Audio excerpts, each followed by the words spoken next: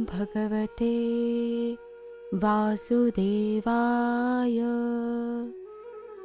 12वां अध्याय, सृष्टि का विस्तार। श्री मैत्रेय जी ने कहा, विदुर जी, यहाँ तक मैंने आपको भगवान की काल रूप महिमा सुनाई। अब जिस प्रकार ब्रह्मा जी ने जगत की रचना की वो सुनिए। सबसे पहले उन्होंने अज्ञान की 5 वृत्तियां तम, अविद्या, मोह, अस्मिता, महामोह, राग, तामिश्र, द्वेष और अंधतामिश्र अभिनिवेश रची। किंतु इस अत्यंत पापमयी सृष्टि को देखकर उन्हें प्रसन्नता नहीं हुई। तब उन्होंने अपने मन को भगवान के ध्यान से पवित्र कर उससे दूसरी सृष्टि रची।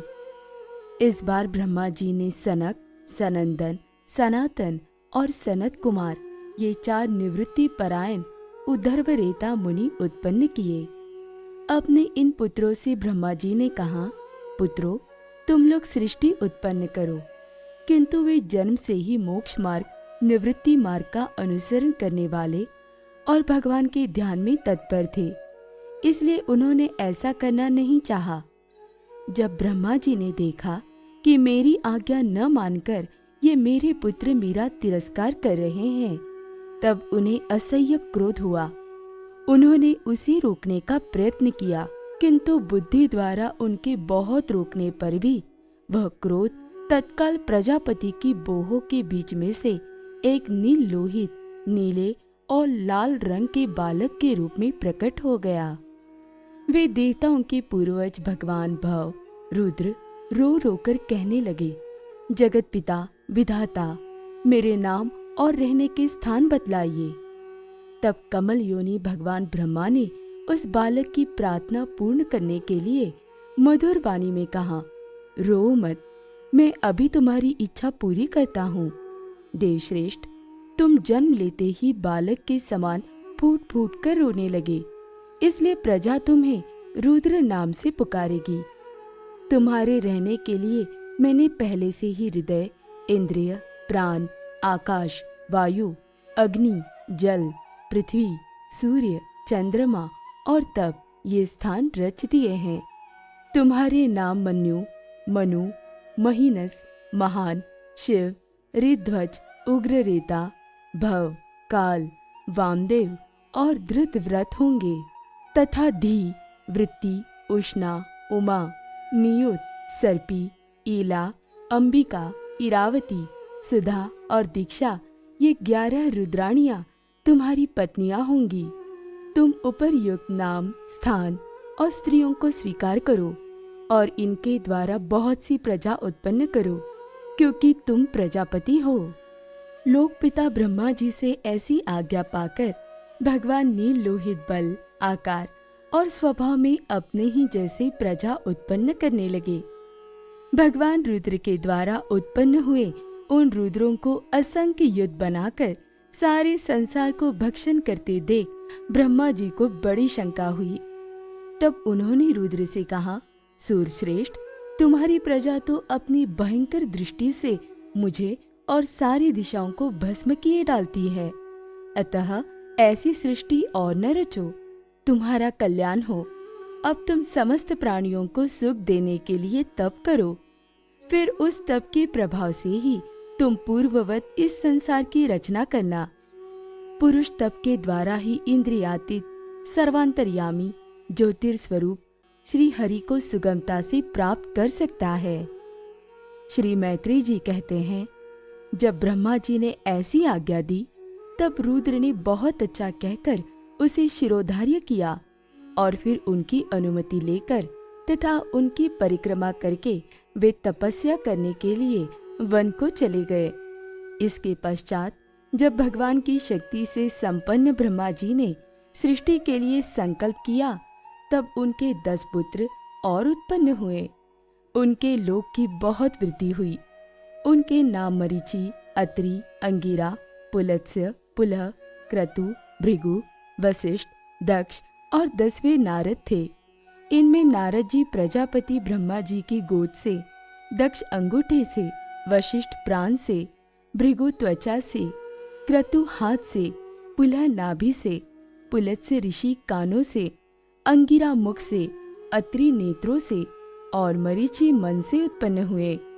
फिर उनके दाएं स्तन से धर्म उत्पन्न हुआ, जिसकी पत्नी मूर्ति से स्वयं नारायण अवतीर्ण हुए, तथा उनकी पीठ से अधर्म का जन्म हुआ और उससे संसार को भयभीत करने वाला मृत्यु उत्पन्न हुआ। इसी प्रकार ब्रह्मा जी के हृदय से काम, बोह से क्रोध, नीचे के होठ से लोभ और मुख से वाणी की अधिष्ठात्री देवी सरस्वती, लिंग से समुद्र, गुदा से पाप का निवास स्थान, राक्षसों का अधिपति निरति, छाया से देवहूति के पति भगवान कर्दम जी उत्पन्न हुए। इस तरह ये सारा जगत जगत कर्ता ब्रह्मा जी के शरीर और मन से उत्पन्न हुआ। विदुर जी, भगवान ब्रह्मा की कन्या सरस्वती बड़ी ही सुकुमारी और मनोहर थी। हमने सुना है एक बार उसे देखकर ब्रह्मा जी काम मोहित हो गए थे, यद्यपि वह स्वयं वासनाहीन थी। उन्हें ऐसा अधर्ममय संकल्प करते देख उनके पुत्र मरीचि आदि ऋषियों ने उन्हें विश्वास पूर्वक समझाया, पिताजी, आप समर्थ हैं, फिर भी अपने मन में उत्पन्न हुए काम के वेग को न रोककर पुत्री गमन जैसा दुस्तर पाप करने का संकल्प कर रहे हैं। ऐसा तो आपसे पूर्ववर्ती किसी भी ब्रह्मा ने नहीं किया और न आगे ही कोई करेगा। जगत गुरु, आप जैसे तपस्वी पुरुषों को भी ऐसा काम शोभा नहीं देता, क्योंकि आप लोगों के आचरणों का अनुसरण करने से ही तो संसार का कल्याण होता है। जिन श्री भगवान ने अपने स्वरूप में स्थित इस जगत को अपने ही तेज से प्रकट किया है, उन्हें नमस्कार है। इस समय वे ही धर्म की रक्षा कर सकते हैं।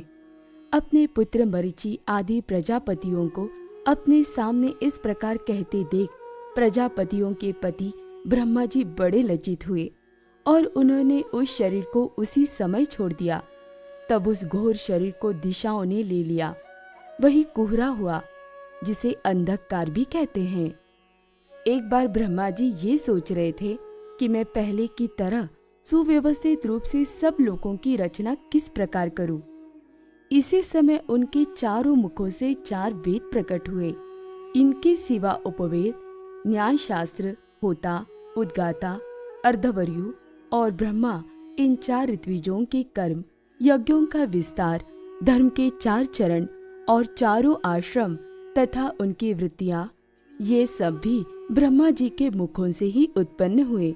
विदुर जी ने पूछा, तपोधन, विश्व रचिताओं के स्वामी श्री ब्रह्मा जी ने जब अपने मुखों से इन वेदादि को रचा, तो उन्होंने अपने किस मुख से कौन सी वस्तु उत्पन्न की, ये आप कृपा करके मुझे बतलाइए। श्री मैत्रेय जी ने कहा, विदुर जी, ब्रह्मा ने अपने पूर्व, दक्षिण, पश्चिम और उत्तर के मुख से क्रमशः ऋक्, यजु, साम और अथर्व वेदों को रचा तथा इसी क्रम से शस्त्र, होता का कर्म, इज्जा, अर्धवर्यु का क्रम, स्तुति, स्तोम, उद्गाता का कर्म और प्रायश्चित, ब्रह्मा का कर्म, इन चारों की रचना की। इसी प्रकार आयुर्वेद, चिकित्सा शास्त्र, धनुर्वेद, शस्त्र विद्या, गांधर्व वेद, संगीत शास्त्र और स्थापत्य वेद, शिल्प विद्या, इन 4 उपवेदों को भी क्रमशः उन पूर्वादि मुखों से ही उत्पन्न किया। फिर सर्वदर्शी भगवान ब्रह्मा ने अपने चारों मुखों से इतिहास पुराण रूप 5वां वेद बनाया। इस क्रम से षोडशी और उक्त, चयन और अग्निष्टोम, आप्तोर्याम और अतिरात्र तथा वाजपेय और गोसव, ये 2-2 याग भी उनके पूर्वादि मुखों से ही उत्पन्न हुए। विद्या, दान, तप और सत्य, ये धर्म के 4 पाद और वृत्तियों के सहित 4 आश्रम भी इसी क्रम से प्रकट हुए। सावित्र, प्राजापत्य, ब्रह्म और बृहत, ये 4 वृत्तियां ब्रह्मचारी की है तथा वार्ता, संचय, शालीन और शीलोच्छ, ये 4 वृत्तियां गृहस्थ की है। इसी प्रकार वृत्ति भेद से वैखानस, वाल्खिल्य, औदुंबर और फेनप, ये 4 भेद वानप्रस्थों के तथा कुटीचक, बहुदक, हंस और निष्क्रिय परमहंस, ये 4 वेद सन्यासियों के हैं। इसी क्रम से अन्वीक्षिकी, त्रयी, वार्ता और दंड नीति, ये 4 विद्याएं तथा 4 व्याहृतियां हृदय काश से ओंकार प्रकट हुआ। उनके रोमों से उष्णिक, त्वचा से गायत्री, मांस से रिष्टुप, स्नायुओं से अनुष्टुप, अस्थियों से जगती, मज्जा से पंक्ति और प्राण से बृहति छंद उत्पन्न हुआ। ऐसे ही उनका जीव स्पर्श वर्ण, कवगादि पंचवर्ग और देह स्वर वर्ण अकारादि कहलाया। उनकी इंद्रियों को ऊष्म वर्ग श, श, स, ह और बल को अंतस्थ य, र, ल, व कहते हैं तथा उनकी क्रीड़ा से निषाद, ऋषभ, गांधार, षडज, मध्यम, धैवत और पंचम ये 7 स्वर हुए। हे तात, ब्रह्मा जी शब्द ब्रह्मा स्वरूप है। वे वैखरी रूप से व्यक्त और ओंकार रूप से अव्यक्त है तथा उनसे परे जो सर्वत्र परिपूर्ण पर ब्रह्म है, वही अनेकों प्रकार की शक्तियों से विकसित होकर इंद्रादि रूपों में भास रहा है। विदुर जी, ब्रह्मा जी ने पहला कामासक्त शरीर जिससे कोहरा बना था छोड़ने के बाद दूसरा शरीर धारण करके विश्व विस्तार का विचार किया। वे देख चुके थे कि मरीचि आदि महान शक्तिशाली ऋषियों से भी सृष्टि का विस्तार अधिक नहीं हुआ। अतः वे मन ही मन पुनः चिंता करने लगे। अहो, बड़ा आश्चर्य है, मेरे निरंतर प्रयत्न करने पर भी प्रजा की वृद्धि नहीं हो रही है। मालूम होता है इसमें दैव ही कुछ विघ्न डाल रहा है। जिस समय यथोचित क्रिया करने वाले श्री ब्रह्मा जी इस प्रकार दैव के विषय में विचार कर रहे थे, उसी समय अकस्मात उनके शरीर के 2 भाग हो गए। क ब्रह्मा जी का नाम है। उन्हीं से विभक्त होने के कारण शरीर को काय कहते हैं। उन दोनों विभागों से एक स्त्री पुरुष का जोड़ा प्रकट हुआ। उनमें जो पुरुष था वह सार्वभौम सम्राट स्वयंभू मनु हुए और जो स्त्री थी वह उनकी महारानी शत्रुपा हुई। तब से मिथुन धर्म, स्त्री पुरुष संभोग से प्रजा की वृद्धि होने लगी। महाराज, स्वयंभू मनु ने शत्रुपा से 5 संतानें उत्पन्न की। साधु शिरोमणि विदुर जी, उनमें प्रियव्रत और उत्तानपाद 2 पुत्र थे तथा आकुति, देवहूति और प्रसूति 3 कन्याएं थी। मनु जी ने आकुति का विवाह रुचि प्रजापति से किया। मझली कन्या देवहूति कर्दम जी को दी और प्रसूति दक्ष प्रजापति को। इन तीनों कन्याओं की संतति से सारा संसार भर गया। ओम नमो भगवते वासुदेवाय।